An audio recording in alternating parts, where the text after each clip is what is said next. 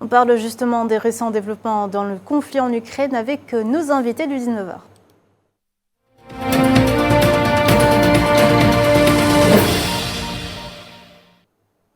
Avec nous ce soir, Karine Golovko, politologue et enseignante à l'Université de Moscou, et Nicolas Mirkovitch, auteur du livre « L'Amérique Empire » aux éditions Temporis. Bonsoir, madame, monsieur. Bonsoir.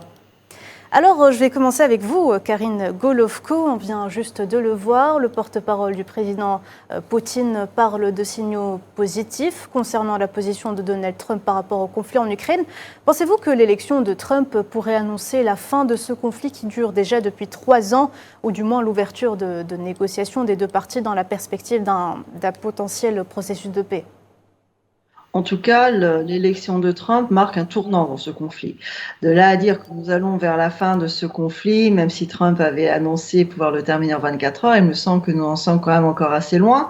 Voyons très concrètement ce qu'il fera. Le porte-parole du Kremlin a rappelé aussi que Trump était quelqu'un d'absolument imprévisible, et il faut voir quelles seront réalisées réellement les annonces qu'il a faites.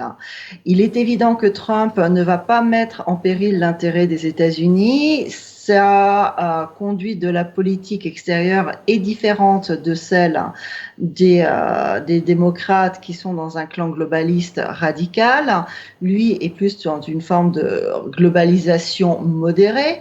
Donc, nous allons voir le combat contre la Russie qui ne va pas terminer, puisque le but étant toujours quand même de réduire la Russie, mais les moyens mis en œuvre vont être différents. Nous pouvons sortir d'une phase de confrontation militaire à haute intensité, ce qui ne veut pas dire que le conflit militaire va prendre fin.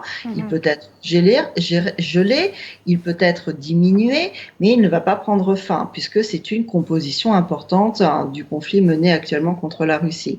Mais ce conflit va effectivement être particulièrement réactivé sur le plan politique et diplomatique, et nous voyons à ce sujet-là l'activation de plans de négociation, et la question étant de savoir qu'est-il possible de négocier, puisque la Russie a rappelé que si elle est effectivement ouverte pour toute négociation, il y a des choses sur lesquelles elle ne trancherait pas, ses objectifs resteraient la même.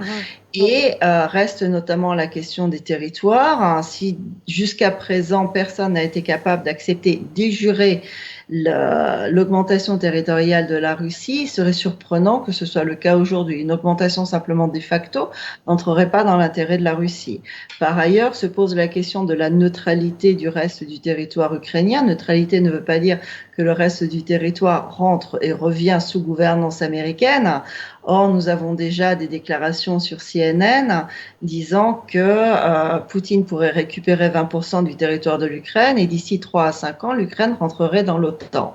Nous voyons aussi le secrétaire général de l'OTAN déclarer qu'il ne permettra pas que Trump donne l'Ukraine à Poutine. Donc, nous sommes effectivement face à une transition du pouvoir, ce qui ne veut pas dire que les élites globalistes radicales qui nous ont conduits dans ce conflit armé ont disparu. Ça ne veut pas dire qu'elles n'ont plus aucun pouvoir.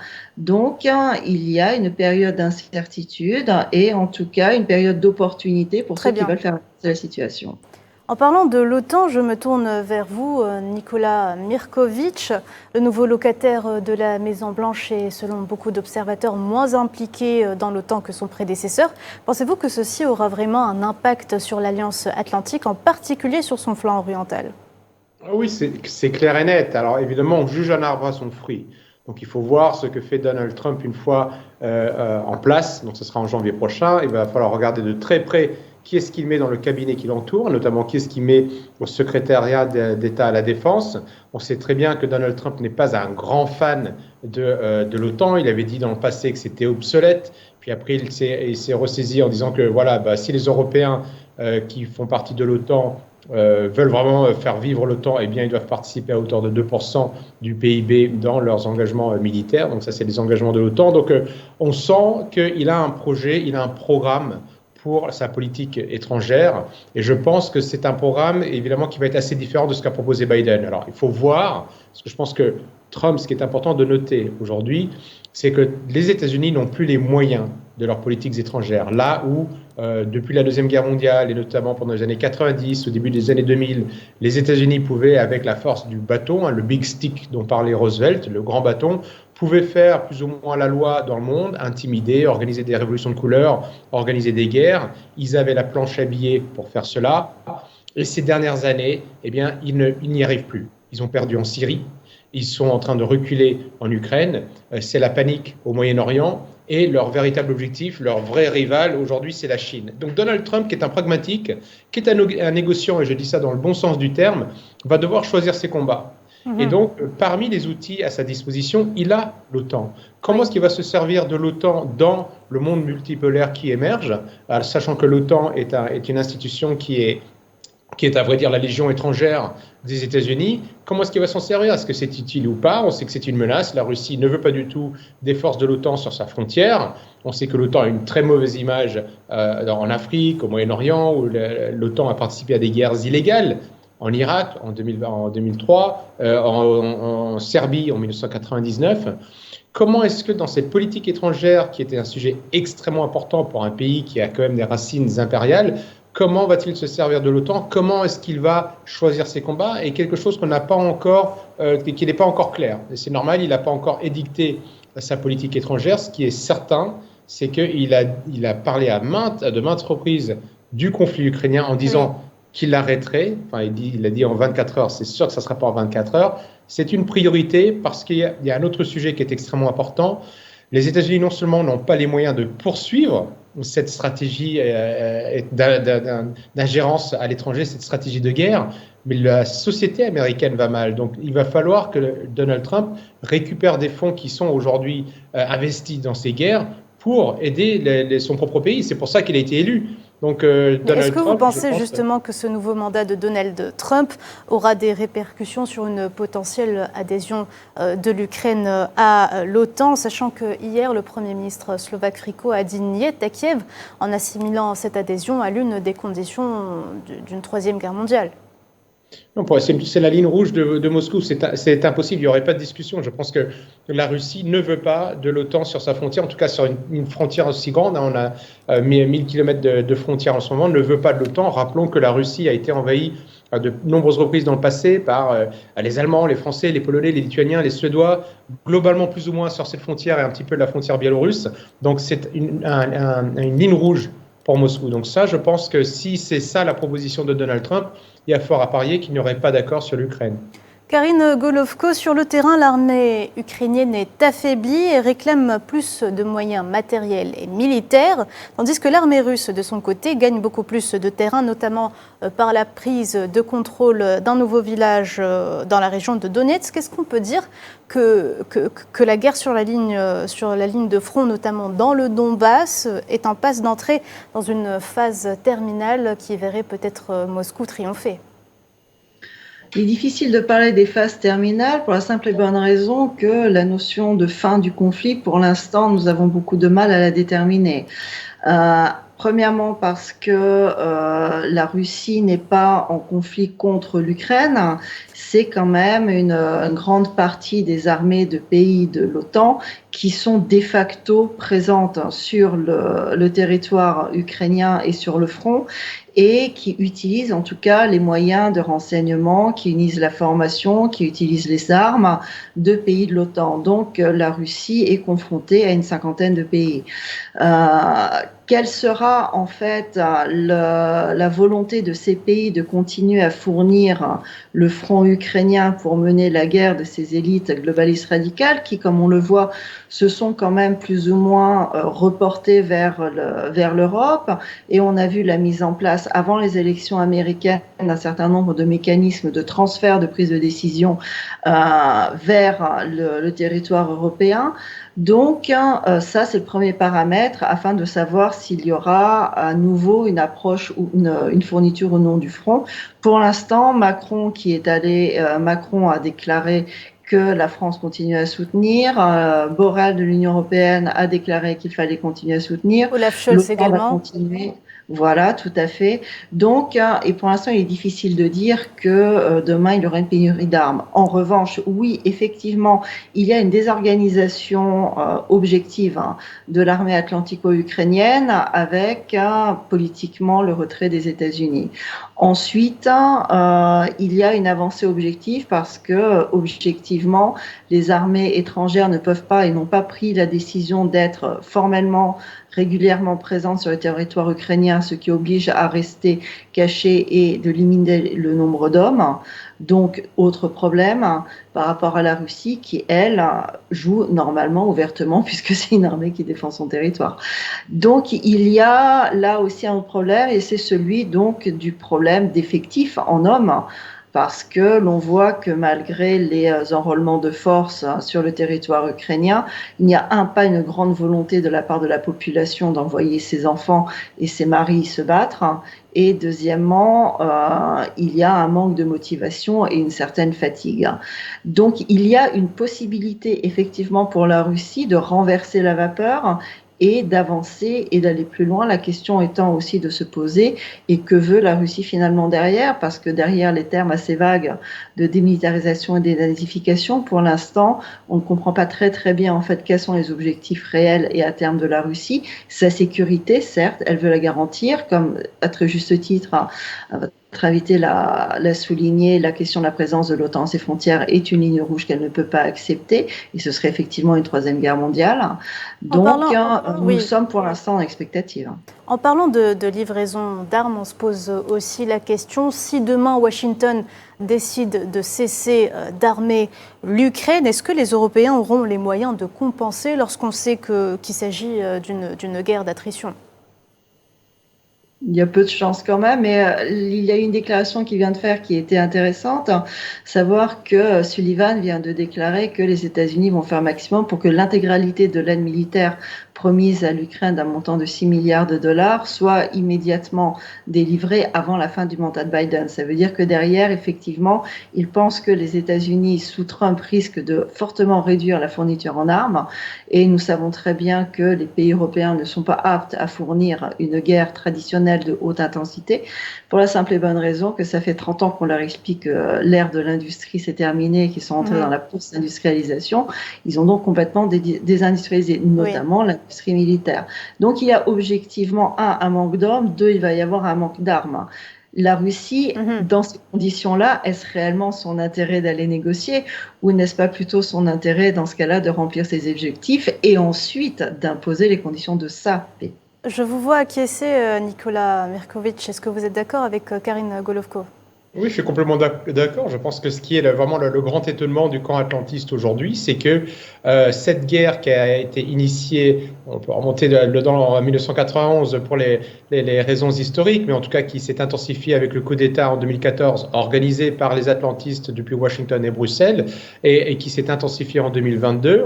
Les atlantistes pensaient très franchement qu'ils allaient faire s'effondrer l'économie russe. Je reprends les termes du ministre français de l'économie, Bruno Le Maire, pensait que les armées de l'OTAN étaient beaucoup plus puissantes que l'armée russe et qu'ils allaient infliger une humiliation à la Russie. Ce sont des termes qui ont été employés par les responsables politiques atlantistes. Et aujourd'hui, on se retrouve dans une situation où, malgré plus de 300 milliards de dollars d'aide officielle de la part des pays atlantistes à l'Ukraine, sans parler de l'aide de l'FMI, sans parler d'aide d'autres institutions internationales, n'arrive pas à venir à bout à un pays dont on nous avait dit qu'il avait un PIB qui était inférieur à celui de l'Espagne. Donc c'est une énorme déconvenue parce que nous sommes dans la réelle politique, nous sommes dans la réalité aujourd'hui. L'OTAN ne parvient pas à gagner contre la Russie et les soldats de l'OTAN ne sont pas sur le terrain, mais ils sont dans les airs, ils sont sur le conseil. Enfin, il y a quelques soldats évidemment qui sont sur le terrain, mais ils ne sont pas massivement sur le terrain.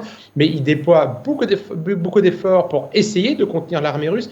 Ils n'y parviennent pas. Et aujourd'hui, en effet, donc l'armée russe, non seulement la Russie ne s'effondre pas, elle est aujourd'hui la première puissance européenne en PIB, en parité de pouvoir d'achat. Elle est aujourd'hui, je pense, le 4e ou 5e pays au niveau mondial. Elle a renforcé son économie. On a vu le succès de la convention des BRICS à Kazan, où même le secrétaire général de l'ONU est venu auprès de pays qui représentaient plus de la moitié de la population de la planète. Et en même temps, sur le terrain militaire, elle est en train de progresser. Donc, en effet, comme dit Madame Béchet-Golovko, la Russie est en position de force. C'est-à-dire que non seulement elle peut éventuellement à la fin imposer ses termes à cette paix, parce qu'elle a montré aux yeux du monde entier que l'empereur est nu, pour reprendre le terme de la fable d'Anderson. Aujourd'hui, l'OTAN et la puissance américaine aux yeux du monde entier sont beaucoup plus faibles qu'on ne le pensait. Et ça, c'est une force pour la Russie. Karine Golovko, vous qui êtes à Moscou en ce moment, le ministère russe de la Défense a annoncé avoir déjoué près d'une centaine d'attaques de drones ukrainiens ces dernières 24 heures, dont une majorité à Moscou, une attaque d'une ampleur inédite depuis le début du conflit, mais qui n'a néanmoins pas porté ses fruits. Ça n'a absolument pas porté ses fruits parce que je peux vous assurer qu'au niveau de la vie courante, on ne les a pas entendus, on ne les a pas vus, on n'y a vu aucun signe. Il y a eu effectivement des dégâts dans certaines localités à la périphérie de Moscou ou en dehors de Moscou. On a vu des personnes blessées malheureusement qui n'ont rien à voir avec des personnels militaires puisque ce sont de simples habitants de la ville avec des débris de drones qui sont tombés. Donc je ne sais pas quelles étaient les cibles militaires, mais en attendant, on ne peut pas dire que pour une centaine d'objets de guerre lancés, il y ait eu un impact phénoménal. Et deuxièmement, on peut se demander quelles étaient les cibles véritablement ciblées. Nicolas Mirkovitch, le conflit en Ukraine, on l'a compris, c'est tout d'abord un conflit européen. Mais quelles seront, selon vous, selon votre avis, les répercussions sur l'Union européenne d'un changement de position de Washington ? Oui, c'est drôle. Enfin, la situation serait vraiment très drôle s'il n'était pas triste, parce qu'il y a quand même des centaines de milliers de morts de ce conflit. L'Union européenne nous avait promis que le but de l'organisation était de ramener la paix en Europe après 2 guerres suicidaires en 14-18 et en 39-45. Et aujourd'hui, on voit le vrai visage de l'Union européenne qui se jette sur les guerres comme elle l'a fait en ex-Yougoslavie dans les années 90, comme elle le fait de nouveau aujourd'hui. Et là, les responsables politiques et on va dire une bonne partie de l'administration des pays membres de l'Union européenne et de l'Union européenne sont des atlantistes, c'est-à-dire que ce sont des personnes qui ont été formées, qui ont été éduquées dans ce culte d'une Amérique toute puissante, qui pensent que le monde serait plus stable et plus pacifique si les États-Unis prenaient la tête des affaires mondiales, et qui se retrouvent aujourd'hui, ces personnes se retrouvent orphelines, parce qu'elles ont à la tête donc, du coup de l'atlantisme Donald Trump, qui n'est pas un atlantiste, bien sûr, qui veut défendre une Amérique forte. Il ne va pas abandonner ses positions sur le monde entier. Il ne faut pas s'attendre à ce qu'il ferme les plus de 750 bases militaires mondiales dans le monde. Pour autant, il est plus pour une Amérique forte que pour une Amérique impériale, et il sait qu'il ne peut plus mener ses combats parce qu'il veut privilégier l'intérêt des Américains et parce qu'il sait que les États-Unis n'ont plus les moyens. Et nous avons à la tête de nombreux pays de l'Union européenne, notamment en France, des personnes qui sont déconnectées de la réalité, des personnes qui ne savent pas ce qui se passe sur le terrain. Ce sont des idéologues qui se fichent royalement que nous ne puissions plus payer en France assez de lits dans les hôpitaux, que notre système scolaire soit en train de péricliter, que nous avons un système de sécurité et de justice qui sont complètement en train de s'autodétruire et qui préfèrent se lancer à fond dans le combat pour l'atlantisme. Comment peuvent-ils se lancer dans ce combat pour l'atlantisme alors que leur chef de file lui-même va être obligé de reculer? Donc je pense que ça va avoir des répercussions directes sur l'Union européenne qui est perdue, qui nous a entraînés dans ces guerres. Nous avons dépensé quasiment 200 milliards de dollars, d'euros même, pour cette guerre en Ukraine. Et demain, je pense que Donald Trump risque de négocier une paix avec Vladimir Poutine qui serait le contraire. Donc l'avenir, c'est donc des négociations entre Moscou et Kiev sous l'égide de Vladimir Poutine et de Donald Trump. Oui, et où est l'Union européenne là-dedans? Donc, où est la place de Bruxelles là-dedans? Elle va récupérer les miettes et Donald Trump est tout à fait capable d'essayer de négocier une paix avec Poutine. Et s'ils y arrivent, on peut imaginer très bien que Donald Trump laisse la note à l'Union européenne en disant écoutez, moi je me retire, mais non, vous vous débrouillez. Et je rappelle que les estimations basses pour la reconstruction de l'Ukraine sont de l'ordre de 500 milliards de dollars. Et ça, c'est quelque chose, peut-être, c'est peut-être une note que va relever à la fin le contribuable européen, sans même avoir l'Union européenne dans l'Ukraine, dans l'OTAN ou dans l'Union européenne. Voici ce qui se passe quand on se démet de sa souveraineté, quand on demande aux autres de nous protéger. Et bien voilà, à la fin, on est traité comme un protectorat, ce que nous sommes vis-à-vis de l'Union européenne, des États-Unis. Karine Golovko, vous êtes du même avis ? Oui, dans l'ensemble, c'est exact. Toute guerre finit toujours par un traité. La question étant de savoir qu'il s'agisse de la mise en place d'une paix durable, parce que nous avons eu déjà des accords de Minsk qui ont été violés. Et nous voyons qu'il ne s'agissait pas du tout de négociations de paix. La seule chose qui soit inquiétante actuellement, c'est surtout de ne pas se tromper sur la nature de ces négociations.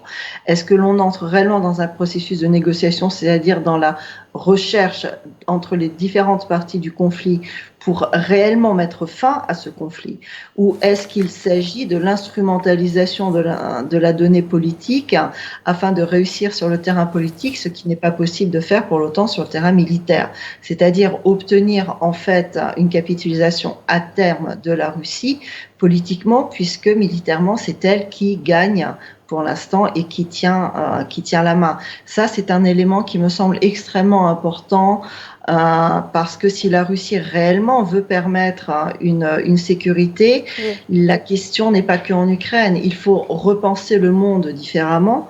Il faut pouvoir sortir de ce mécanisme de globalisation et pour pouvoir remettre en cause ce schéma idéologique, il faut un choc important pour déstabiliser ces élites. Et cela passe beaucoup plus par une victoire militaire importante que par des négociations improbables.